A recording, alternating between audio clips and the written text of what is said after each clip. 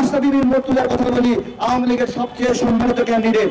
সে ring আইডির মাধ্যমে লক্ষ লক্ষ যুবককে টাকা মেরে দিয়েছে, এসপিসির মাধ্যমে লক্ষ লক্ষ যুবককে টাকা মেরে দিয়েছে, ই অরেঞ্জের মাধ্যমে লক্ষ লক্ষ যুবককে টাকা মেরে দিয়েছে। এই কোথায় দুদক, এই নির্বাচন কমিশন, তোমরা কোথায়?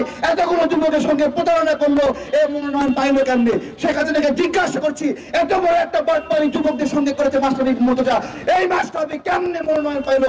আমি জিজ্ঞাসা ভক্তদের শুনলে দিনে কষ্ট লাগে, বুকটা ফাইটা যায় যে মাশরাফি নিয়ে কেন বলো তুমি ভাই?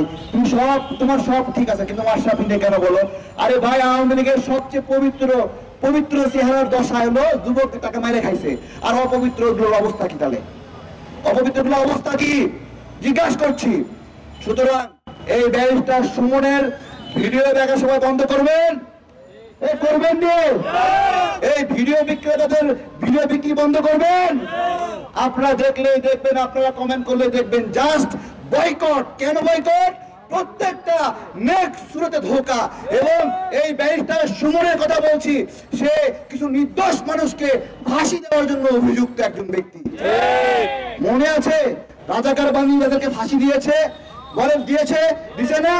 হ্যাঁ, এখন ব্যারিস্টার সুমনকে একটা প্রশ্ন করি, তোমার বাপের যদি ক্ষমতা থাকে, এই সংসদে শেখ হাসিনা জুন্ডে রাজাকারকে ঢুকেছে, ফরাজ করিমের বাবা জুন্ডে রাজাকার, ব্যারিস্টার সুমনের বাপের হিম্মত থাকলে তুই সংসদে দাঁড়িয়ে বল, আমি এই সংসদে বসবো না যতক্ষণ পর্যন্ত জুন্ডে রাজাকার এই সংসদে আছে।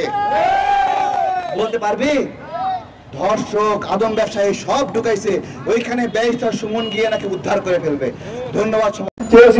সে হলো ব্যক্তি আওয়ামী লীগের, এই যে কিছুদিন আগে MP Enamul Haque, Awami League current MP Enamul Haque has applied to the Chief Election Commissioner for rescheduling the election, claiming that there has been massive fraud in Rajshahi for Bakmara seat in the last 1 hour.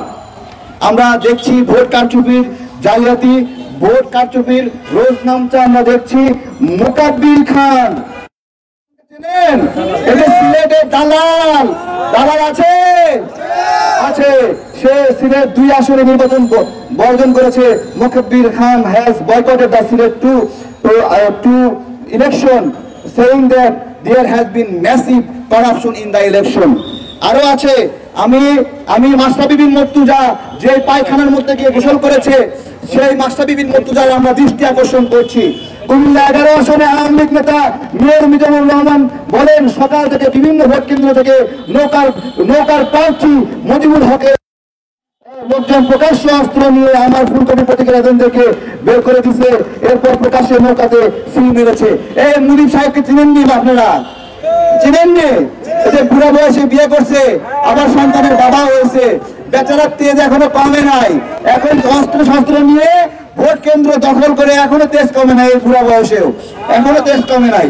আমরা দেখছি এবার যশোর 1 আসনে জেলা আওয়ামী লীগের যুগ্ম সাধারণ সম্পাদক বেনাপোলের সাবেক পৌর মেয়র আশরাফুল আলম মিজুর, তিনি বলেন, আমার এজেন্টদেরকে মারপিট করা হয়েছে, অধিকাংশ কেন্দ্রের এজেন্টদেরকে বের করে দেওয়া হয়েছে, 10% ভোটকে 50% দেখানো হয়েছে। এই কে বলছে এই কথা? এই কে বলছে? এই কে বলছে?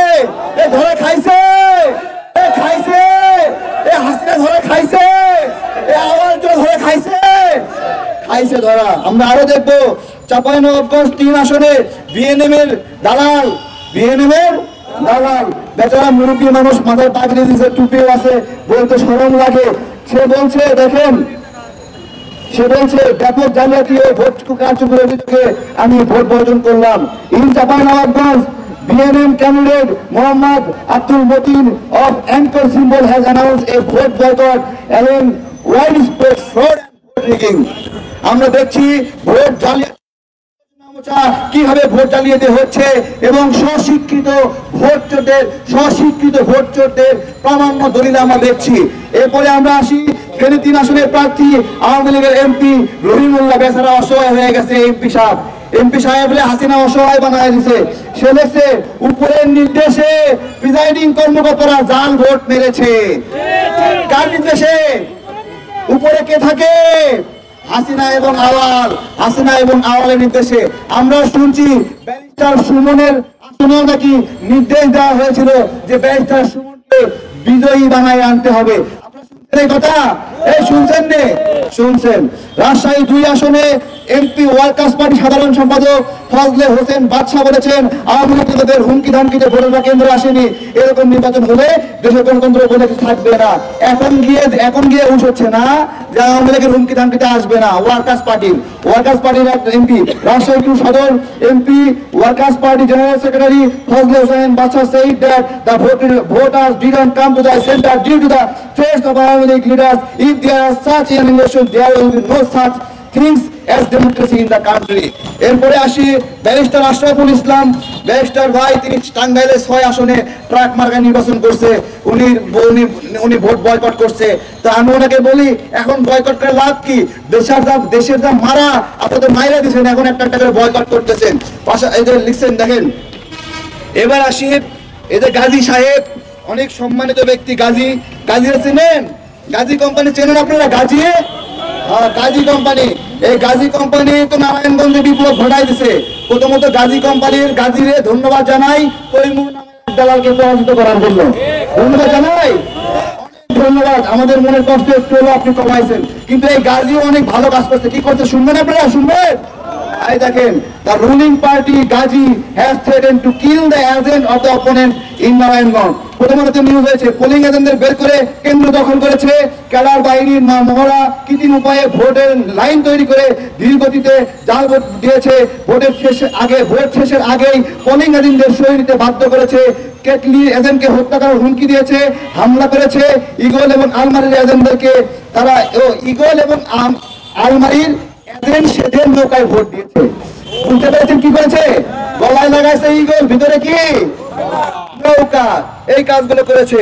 সবচেয়ে গুরুত্বপূর্ণ যে বিষয় প্রিয় ভাইয়েরা, এই ভোটে 70 জন মানুষ খুন হয়েছে। কোন পত্রিকায় দেখছেননি এই ঘটনা? আসছেন এই ঘটনা? কোন পত্রিকায় কেন আসলো না? পত্রিকাগুলোকে রিমান্ডে তুলতে হবে। বাংলাদেশের 70 জন মানুষ মারা গেল, তোমরা কেন লিখো নাই? কেন লিখো নাই? সারাক্ষণ ব্যারিস্টারের সুমনের বক্তব্য শোনাই। সারাক্ষণ বক্তব্য শোনায় ব্যারিস্টার সুমনের, যে ফাটাকে চোখ সংসদে গিয়ে একটা সংসদ ভেঙে করে ফেলাইছে, এরকম একটা অবস্থা। 70টা মানুষ মারা গেছে। কোন মানুষ কিভাবে মারা গেল সেগুলো দেখায় না। কোথায় মারা গেল, কোন ধরনের হামলা হলো, কোন পত্রিকায় আসেনি। যে যমুনা টিভি একটু দেখাইছে, সেই যমুনা টিভি পেটের দায়ে দেখাইছে। কিসের দায়ে? যমুনা টিভির মালিক সেই নির্বাচনে অংশগ্রহণ করেছিল। নিজের আসনটা জয়ী হওয়ার জন্য মরণপণ চেষ্টা করেছে যমুনা টিভি, এবং বাংলাদেশের আর কোন আসনের কোন দুর্নীতি যমুনা টিভি দেখায়নি। সুতরাং আমরা যা দেখি তা